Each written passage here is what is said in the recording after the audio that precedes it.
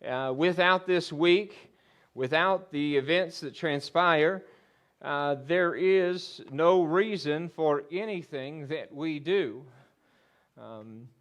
Everything that takes place and everything that we look to and hope in, and it all centers around the events that took place from essentially Palm Sunday to the crucifixion on Good Friday and to the resurrection that we'll celebrate next Sunday. And could you imagine? I've had some eventful weeks before. But what an eventful week that would be. Just imagine what all it took place within 1 week, that you see the disciples, the highs and lows that they would have experienced through that time. I mean, Palm Sunday, no doubt, is very much a high. It is a very much a good day, so to speak. I mean, that triumphant entry, Jesus riding in. Now, of course, it was no war horse. It was a donkey. But still yet, crying out to Him, Hosanna, Hosanna. That cry of the people, Him receiving adoration as He had never received before, that would have been truly a mark in the ministry of Christ, as the disciples saw that they had never seen before. And when I look at everything that would have gone through and all that His week would have transpired, and the race eventually to that empty tomb, the powerful moment that Jesus steps into Jerusalem as king, He was not exactly, as we well know, what they expected. There were some things that essentially did not go the way they wanted or perhaps thought. I mean, if you're honest, Jesus coming in riding on a donkey was not a king that you would have thought. That would not have been the picture of a king. The colt that had never been ridden. Typically, a king would take the best ridden steed that had been passed down from the previous king, and that would be what he would ride in to show power, to show strength.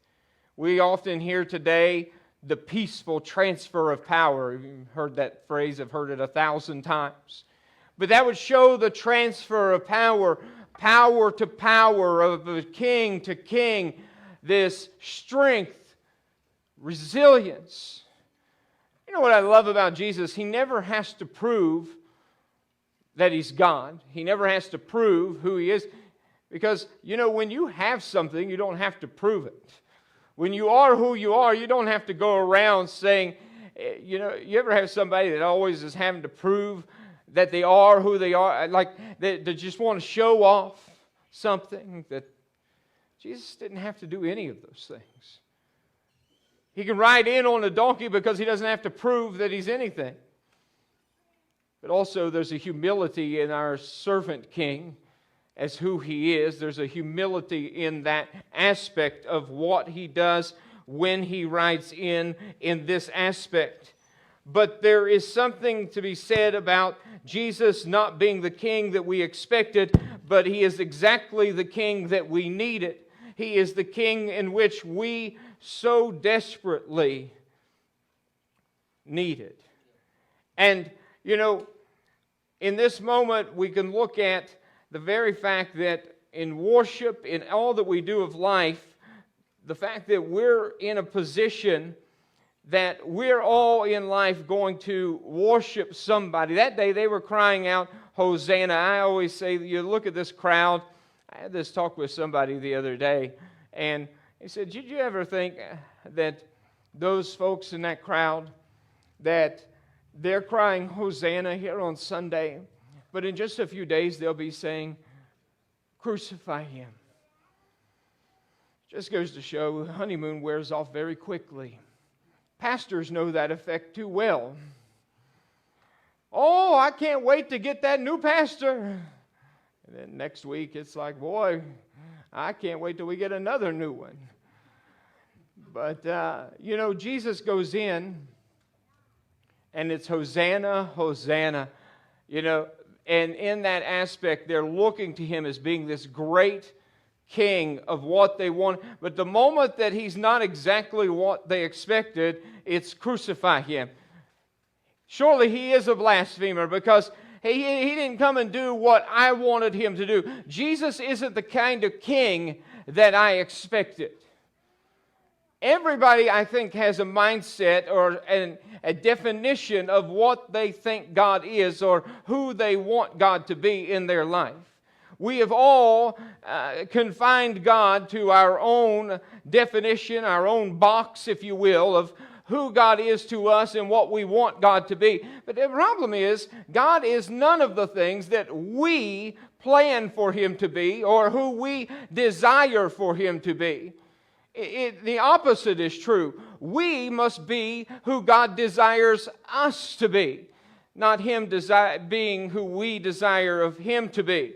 I love in Matthew chapter 4, we'll pick up just a couple things from Matthew 4, but we have in the temptation of Jesus a few things that I want to give.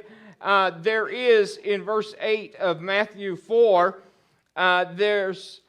the devil has tempted Jesus. The devil has taken him. Now, mind you, Jesus has spent 40 days in prayer. He has spent this time in fasting.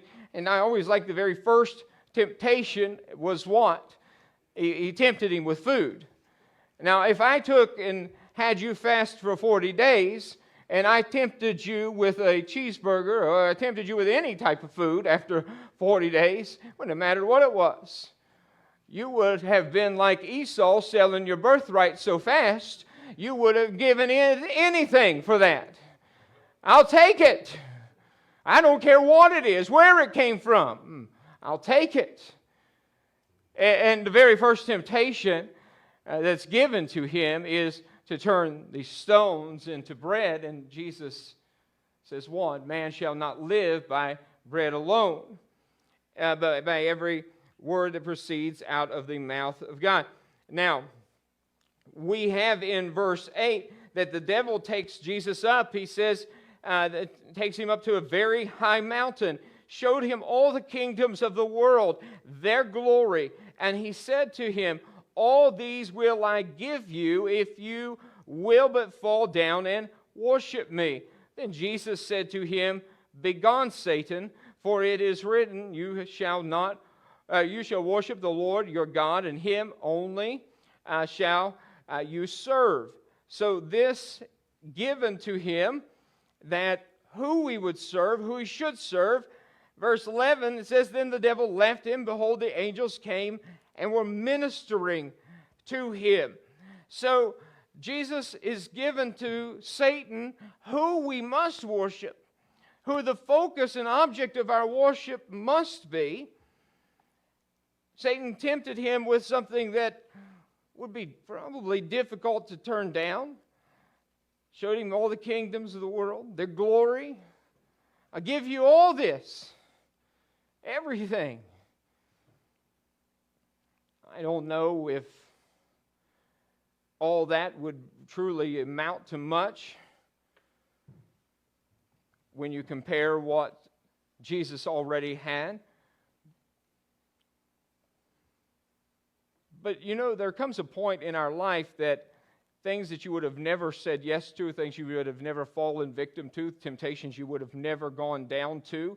Understand, when you're weak, when you've gone hungry for a while, when you've spent some time, and when you've gotten real close to God. Notice, Jesus had spent some time with his Father. He'd spent 40 days with him. But afterwards, he was weak, physically weak. And in those moments, things you may not have said yes to before, things you may not have had done before, you say, well, many of us, there's a lot of things that are on our have not or would not list. I would never. I have never. I could never. I will say this, don't you ever say that you would never, could never. You may say today, I have never, but the reality is, until you reach your home someday, don't say that you would never. It is by the grace of God that we are where we are, and it is by His grace that we have never. And it is by His grace that we have not yet. Understand, there is a reality that there is a lot of things that vie for our attention. There is a lot of things that vie for our time. There is a lot of things that strive to tear us away from our relationship with God and all that He wants for us. We as a people were created for one thing. And I think the reality is we forget what we were created for. We sometimes think our identity was created for our purpose was created to make something of ourselves. Do you understand the working by the sweat of your brow and attempting all that? Do you know why you do that? You do that not because you were created for that. You do that because we fell victim to sin, and that is the punishment for what we did. But you were never created to work by the sweat of your brow. You were never created to toil in the briars and all these things and have trouble growing crops. All of those things were a punishment because we didn't obey God. What was man ultimately created for in the beginning? We were created for worship. We were created to bring glory to God. We were created for relationship. We were created to walk with God in the cool of the day. Look at Adam. Every day he walked with God. Every single day. Can you imagine? He didn't go punch a clock. He went and walked with God. He did nothing else but spend time with the Father every single day. Do you know what made him give all that up? Sin. Do you know what keeps us from God? It's sin. And you know, we don't like to label it that, but the reality is the things that keep us from God is when we choose to worship something other than Him. And anything that is elevated in the position of God, understand, it's not good. It's not right. And if it's not right, where does it fall? When we put something in the position that we start to worship it, it takes the position of Him. We find ourselves in a very bad position. What do we have here? We all worship something. We were created for worship. We were created to worship. It's not a question of if you worship. I don't have to ask if you worship today. Every single one of you worship. The question is the object of your worship. Some of you worship very adamantly. But my question is, what is the object of your worship? What are you worshiping? Who do you worship? And the reality is we were all created. And the problem is we listen to these Old Testament stories. We hear all the things that happen. And we say, well, I don't have a golden statue. That idolatry stuff, that doesn't apply anymore. You know why they made a statue? Why they put these things in place? Because they wanted something to worship, so they felt like it was something they could do. Something they could see, something they can touch, something that was within their reach. Now, today we look back at that and we say, boy, that's awful silly. Who would do such a thing? Well, I guarantee you a few years from now, people are going to look at the things that we do and say, boy, that's awful silly. Well, who would do such things that they do, that nonsense that they do now? Every generation looks back on the previous generation and thinks what they did was foolish. But understand, the enemy works in every generation. And do you know what he appeals to? He appeals to the same things in every generation as he always has: the lust of the flesh, the lust of the eyes, and the pride of life. It doesn't matter. He works in every generation the exact same way. Jesus here, he tries to appeal to the senses that Jesus would have. He tries to appeal to the lust of the flesh. He tries to appeal to the lust of the eyes. He tries to appeal to his pride. All this kingdom I'll give to you, Jesus. Just bow down and worship. So our golden statue may not be any of those things. We may not have this ancient altar, but we worship what gets our time, what gets our energy, what gets our affection, what gets our devotion. You know, it's hard for me. Oh, this one's real bad.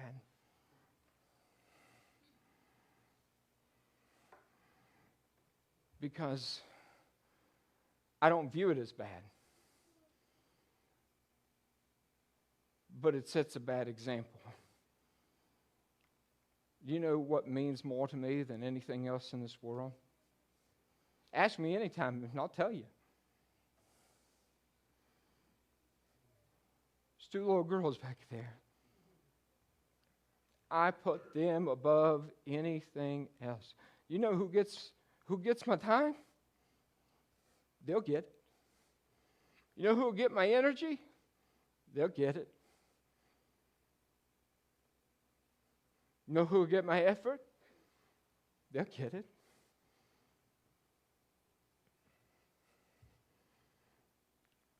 But let me tell you something. What would be more important for them to see? Me showing them a Father that worships a God and gives Him my all, so they know, hey, I'm not the center of the world, but God is the center of it all. I mean, what's more important, that they see and they grow up thinking that they're the center of the universe, they're the center of it all, or they know that, hey, I've got to grow up and I've got to build my relationship and build my life around the one true God who came and gave His life for me, that I'm not the center of it all, but He is. And boy, that hits me hard, because I sure do love them more than anything. And that's never going to change. But you know who loves them more than I do? He does. The one who entrusted them to me, who gave them to me to raise right and to lead them in the paths of righteousness, to take them where they need to go and show them what is right. He loves them more than I ever will. So, boy, I've got to lead them in the path. I've got to show them what worship is and who the true object of worship is. And the true object of worship is not them. The true object of worship is not a position. The true object of worship isn't investing in just doing for doing's sake, or even in the technology of social media, all the things that I give so much time to, because I think that, boy, if I just do more of this, it's going to do something for... No. It's all about worship, and it's showing them, girls, let me show you who it's about. Let me show you who it's about. Because let me tell you something, just as much as the enemy comes against me, you know the enemy's going to come against them. How are they going to learn how to face the enemy someday? How did Jesus face the enemy? He faced him with the Word of God. They're going to have to learn how to face him. We all worship something. It could be success. It could be a phone. It could be, I'll tell you, some of us, it's approval. We want approval. We worship approval. I want approval so bad. Some of us, it's just comfort. I just want to be comfortable. I knew it. We want comfort. Some of us is relationships. We didn't have a good relationship growing up in our life, and so we worship finding a good relationship, finding a good place, and so we divest and give all of our time, our effort, our energy to just having a good relationship because that's all we want. When understanding, if we would give ourselves to the Lord, that'll be the perfect relationship. Nobody loves you like He does. Our kids, the bank account, whatever it may be, because when life feels chaotic, we all reach for something solid to cling to. I do. When my life feels like a whirlwind, a storm, and everything's falling apart, I want something to anchor myself to, something to just hold on to cling to, because I hate it when everything around me is swirling and I can't get it under control. You know what? Any of the things I just listed, I can't cling to any of those when everything's a storm.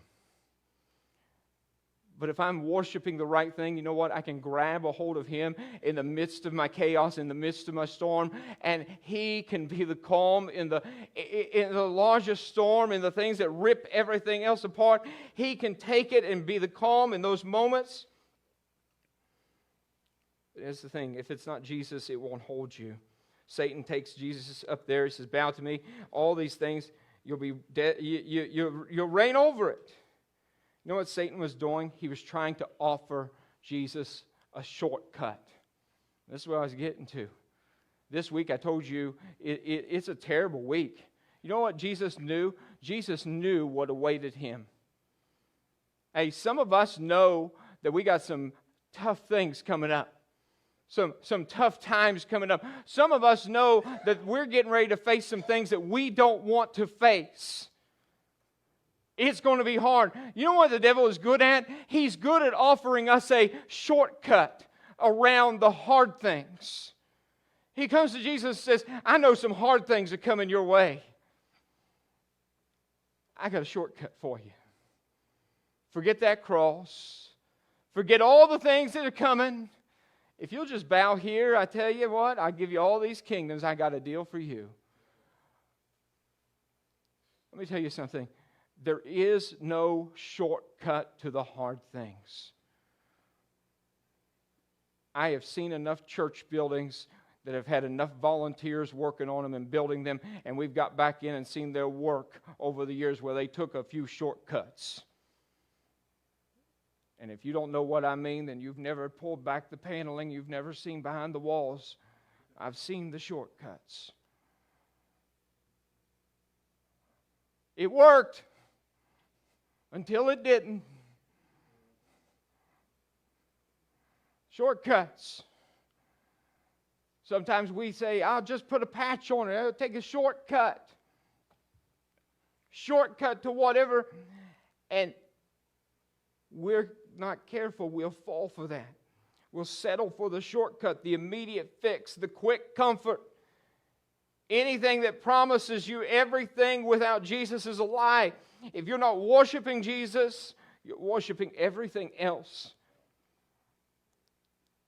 And that something else will never deliver what it promises.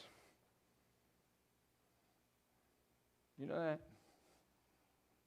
It'll overpromise and underdeliver every single time. You know what I love about my Savior? He delivers on what He promises. He doesn't tell me one thing and say, I'm sorry, I ran out. I just don't have enough for you. I ran out at Marty. Just don't have enough to get over to you. You know, we all have expectations, like I said, of Jesus. And we all think there's something that we are wanting of Him. We have our expectations of what He should be. You know, and because of that, there's this idea that He should do certain things. You know, with it being Palm Sunday, Jesus enters into Jerusalem. And in John chapter 12, we see Him entering Jerusalem. The crowd is shouting, Hosanna, what? Save us now. And they're looking to Jesus, and they're saying to him, they want him to save them right now. They're waving palm branches, the symbol of victory and of power, and they're expecting this military king. They're expecting this individual who will somehow overthrow Rome. They're expecting someone, they've been overtaxed, overworked, underappreciated, and they're discouraged, they're downtrodden. And this Jesus, they've seen the miracles, they've seen the workings. Like we talked in Sunday school class this morning, they've been at the feeding of the 5,000. They've seen what he can do with 5 loaves and 2 fishes. They know how much power he has, and they believe this is the answer to our problems. And then he shows up on a donkey. Okay, well, I can work with the donkey. I mean, he's still a pretty powerful guy. I mean, after all, we did just see him raise Lazarus back to life. If he can bring Lazarus back to life, I mean, my goodness, the man can do some things. Surely he can take down the Roman government. Surely he can still do what we're needing him to do. The crowd was expecting a revolution, but Jesus was coming with redemption in mind. You see, they were wanting the Band-Aid fix, and Jesus came with a solution that went far beyond a Band-Aid. Because believe me, if Jesus would have fixed Rome and taken care of the Roman problem, give it a few years, you know what? They would have had another problem from another country, another government, because you're always going to have it. It wasn't going to fix it. And maybe we've been in the same boat. We're not expecting God to overthrow the government. Or maybe you are, I don't know. If you are, just don't say it out loud too much. But you know, we're not expecting things like that. But maybe we have instead been expecting Jesus to fix our marriage. We've been in places where we've been discouraged because we've had a sickness that we've waited on for so long, and we're still fighting it, and we don't understand why. Every door, we're wanting Him to heal every wound. We're wanting Him to bless every plan. We're wanting Him to just get everything put together because, God, I don't understand why You'll do it for those people, but You won't do it for me. Bella has a new line she loves to use, and I don't know where she got it from, but she loves to say, "That's not fair." I hate when she doesn't.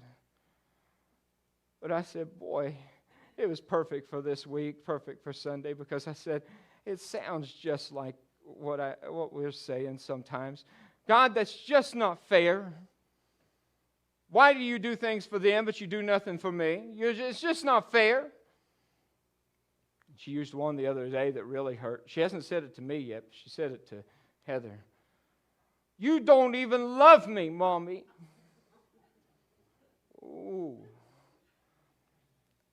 And it was all because she wanted Mommy to come sit by her on the couch, and Mommy was just in there telling Addie good night, and she was coming.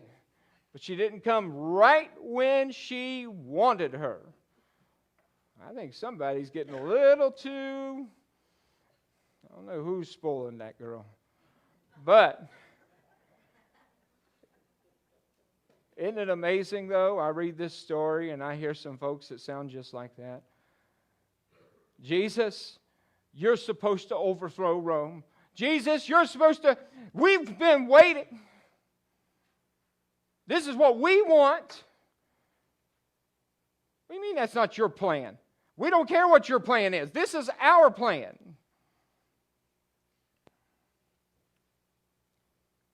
And if You don't do it that way, you know what we're going to do? We're just going to scream and holler and fuss. And then eventually when the mob gets together, we're just going to shout, "Crucify Him." Why? Because you didn't do it my way. Didn't do what I wanted you to do. You know what? If our expectation is control, we'll miss the beauty of surrender. There's a beauty found in surrender. And believe me, I struggle with this. I don't like giving up things.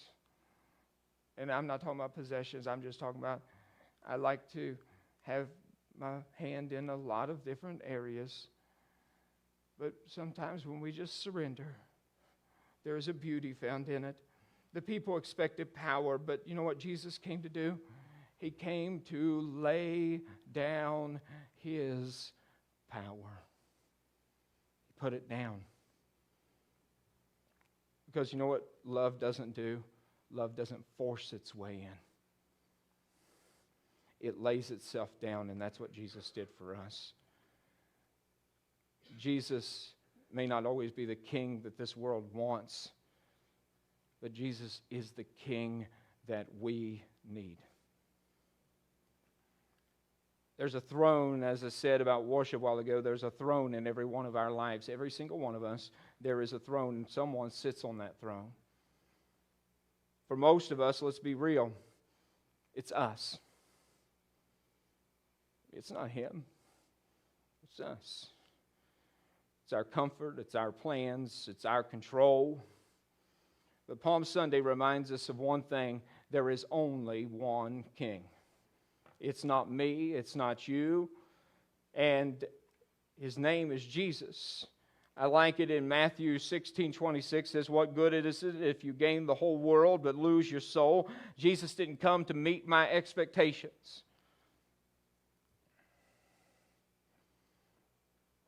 Meet my expectations. I listen to a lot of podcasts. I look at a lot of churches, and I see, so many times we want to make churches welcome. I do want to make churches welcoming. I want it to be the most welcoming, most friendly place in the world. I want it to be a loving place. But sometimes we go to an extent of jumping through a hoop of meeting somebody's expectations. It becomes like customer service rather than hospitality of just saying, "Hey, we love people. We love you here. We want to see you come to Christ." Instead, we're trying to jump through hoops like it's some kind of sale we're doing here. You know what we're not in sales. We're not jumping hoops. Jesus didn't come to meet your expectations. He came because he was what you needed. You know what I believe? I believe we have what people need. It may not be what they always want, but it's what they need. And he came not with this crown of gold, but a crown of thorns. Everything about him was not what they expected. But in that, it gave us a Savior. When our life feels broken, our dreams feel crushed, the story stained, Jesus walks into a room and he changes everything. The question is, who's sitting on the throne of our heart? This week we'll walk into Thursday, we'll walk into Friday. We'll set the tone for Sunday. But I think this morning sets an even greater tone. Who sits on our throne? Who are you worshiping?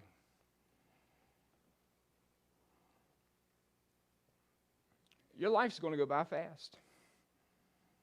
Some of you know that truer than others. Who are you worshiping with it? Who are you serving with it? You don't get another shot at it. You don't get a do-over. And someday you'll sit there and you'll say, "I wish, I regret, I could have." But like Solomon writing Ecclesiastes, it's a very sad retake because you don't get a do-over. Who is on your throne? Father, we thank you this morning. I thank you that you are the King we need. I thank you that you give us the opportunity to worship you, to love you, to serve you. And this morning, God, as we come to you, we have no doubt that every single one of us is a worshiper here today. As we said, we know this. But God, I know me. Oh, I don't always worship like I should. The object of my worship isn't always who it needs to be. And God, sometimes I'm sitting on the throne when it needs to be you. I think I know better. I got better plans. God, you need to help us. We're a people, God, that doesn't always make the best decisions, but God, that's why we need you. Direct now in this time of invitation. I pray that you speak to hearts, work on us, guide us, direct us. We ask these things in your Son's name as we stand to our feet.